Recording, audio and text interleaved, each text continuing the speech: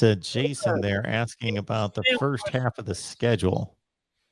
So the first half of the schedule, of course, starts with Northwestern on the road. Really, really on the road. Ooh, I like that. Out in Ireland on August 27th. Then after the week off, there's not a week off. It's North Dakota right after that.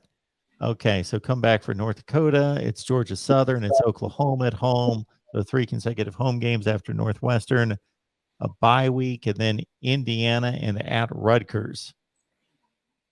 The most important game to me is Dublin. Absolutely it is. Yes. The best team that they're playing is Oklahoma. That's not even close. But that's not the most important game. It's not a Big Ten game. We think. The most important game is Northwestern. Win the first game.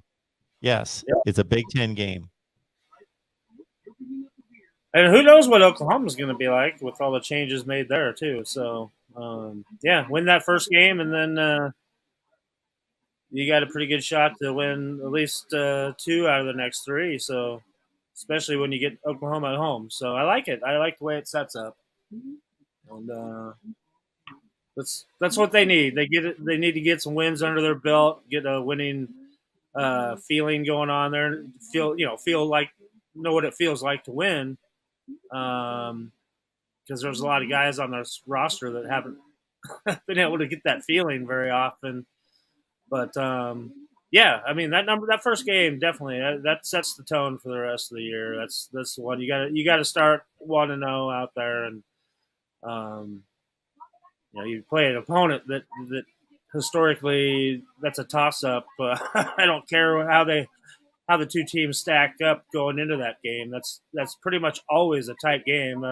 Thrown away last year, of course, when Nebraska blew their doors off. But we'll see. We'll see.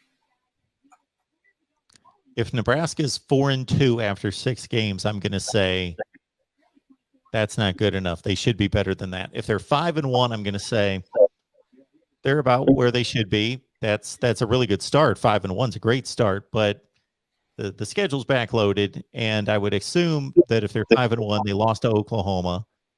But I think this may sound crazy. I think they've got a chance to be 6-0. They can win all those games. Now, Oklahoma, again, as we sit here right now, appears to be a better team, but not by that much. Yeah. I think it's hard to say who would be favored in any of these games right now. You got to kind of see what the product looks like before they start playing them. So, Greg, why don't we do this? We'll have a little fun. Let's have a little fun with what you just said. I'm going to guess the point spread of the first 6 games today, and we'll save that, and we'll see how it shakes out. Okay, yeah. I'm gonna work on this during the show. You gotta give me a second here, and I'll in the next 10 minutes let you know what this point spread's going to be for the first 6 games. I'll just take a shot here. All right, so David says, I'd like to say hello to my mom and dad in Arizona who are huge Nebraska fans. She just joined the platform last week. Much love. Hi, Mom. Hi, Pops. Enjoying Good that. To see you. Thanks for being here. Arizona weather. Yeah. That's why they moved away from Nebraska, I'm sure.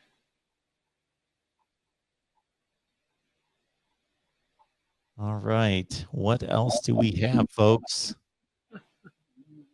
Moonbot's right. We do got dogs now.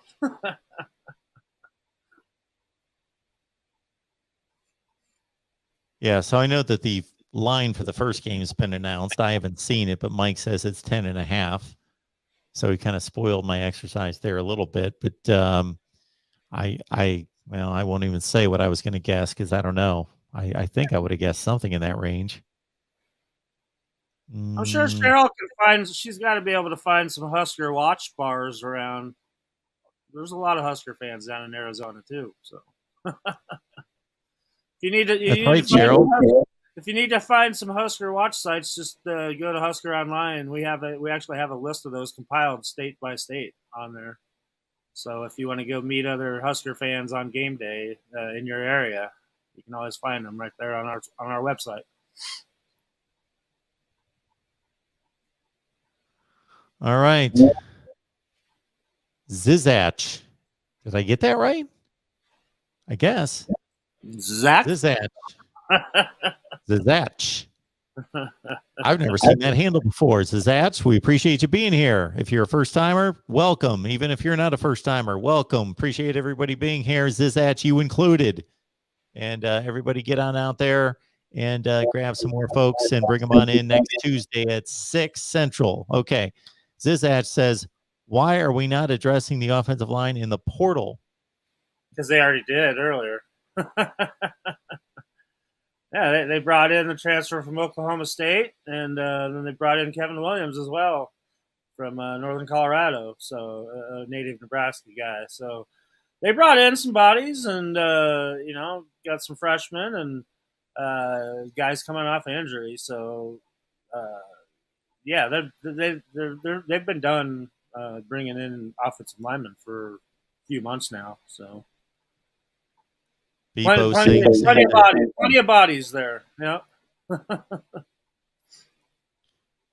So, Greg, I hear this all the time, whether it's about Nebraska or Texas, and I actually had somebody even ask me this today and send me an article. I won't call it a news article, so I'm not going to let you know the site because it wasn't the best article in the world. I read it and thought, this guy who wrote this is practically illiterate. It wasn't a well-crafted article, but that's not the point.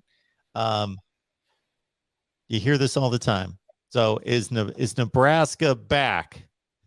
I don't know. Are they? We say that every year, right? About this point, I think right? we say this every week. Yeah, Somebody every week. brings it up. Yeah.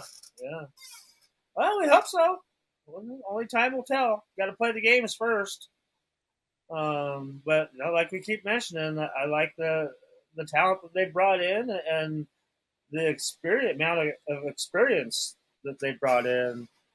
Like you said, I hadn't even mentioned bringing in a starting offensive tackle from Oklahoma State as well. That brings in a lot of experience. So I think that's what you need. Again, we got to go back to that term plug and play. That's what they're doing now, and we've seen basketball teams operate like that for years and years and be successful doing it. And that's something I think Nebraska has never been really high on under any of their coaches, is going the JUCO route and now the transfer portal route. But I think you've been forced to do it, and we've seen a lot that Nebraska's fizzled out with some of their kids that have come in here and committed with really high expectations and guys with high accolades that just haven't fit in and end up either leaving or being busts. So I think you're forced right now to kind of operate that way until things change right now. Nebraska had its most players selected in the NFL draft going back to 2016 with 3 selections, the first 2 coming in the second round with Cam Jurgens going to Philadelphia and Cam Taylor-Britt to Cincinnati. And then later in the draft in the 7th round, the Green Bay Packers selected Samori Toure. What are your thoughts about Jurgens, Taylor-Britt, and Toure? Well, my first thought that I was shocked that JoJo Domann didn't get drafted. Well, it was hard to watch on Saturday with JoJo Domann sitting up there on the top of Mel Kiper's best available list for about 3 hours. But no surprises there. All with Cam Jurgens or Cam Taylor-Britt. Both deserve it. Cam Jurgens chose to leave early here, and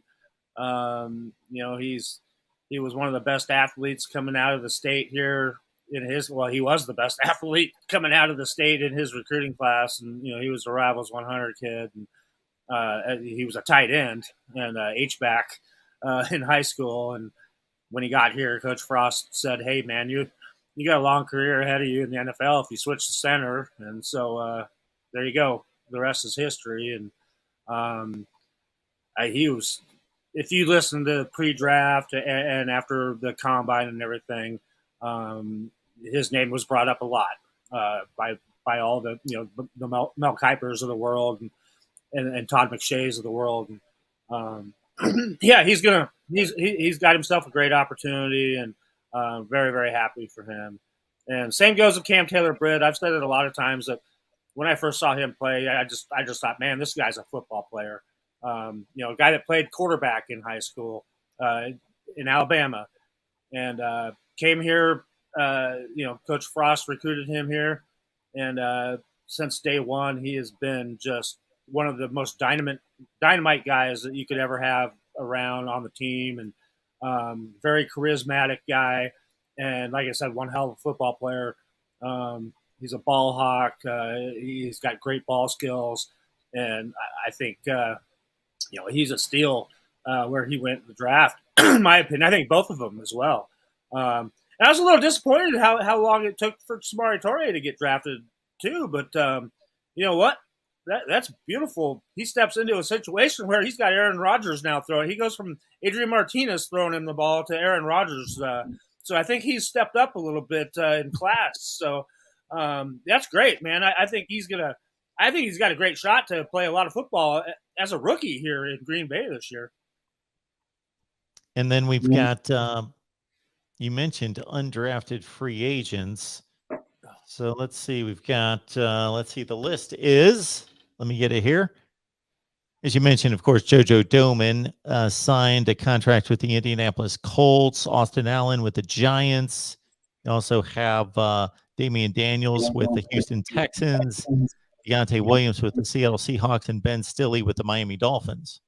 Yeah, and those are all the guys that you thought were going to either get drafted or sign free agent contracts. So all in all, it was a really good year, compared to the stats that Nebraska's been throwing into the NFL here in the last few years for a team that's usually been pretty rich and providing a lot of talent to the NFL. But I think you see, excuse me, I think you see, obviously you see the uptick in talent that Coach Frost has been recruiting here.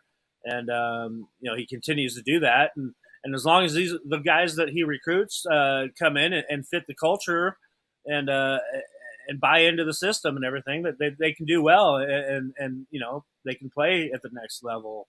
Because you got a lot of guys here that you can learn from, a lot of coaches with a lot of NFL playing experience on this coaching staff. So that's another thing that's intriguing to young guys, when you're recruiting them, and you can say, hey, man, I played here and I played there, and come play for me. I'll teach you how to get to the league. So, there's a lot of factors that go into it besides, the NIL and everything else. So, I really like what they've done. Now they just have to make it work on the field. Put it all together, and I think with the changes they've made with the coaching staff and the whole new attitude, I think we're going to see a different type of a team come out, in Dublin, Ireland, when they take on Northwestern.